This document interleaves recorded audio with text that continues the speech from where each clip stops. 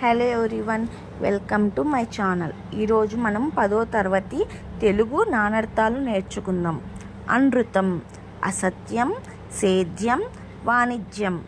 అమృతం సుధా నీరు ముక్తి. ఆశ కోరిక దిక్కు. కంకణం తోరం నీటి బిందువు, స్త్రీలు చేతికి ధరించే ఆభరణం. కన్ను నేత్రము చూపు బండి చక్రము. కళ చదువు శిల్పం చంద్రునిలో 16వ వంతు.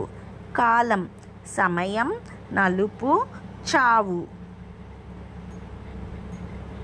కుండలి పాము నెమలి వర్ణుడు. కులం వంశం జాతి ఇల్లు. కృషి సేద్యము యత్నము. గుణం స్వభావం వింటినారి.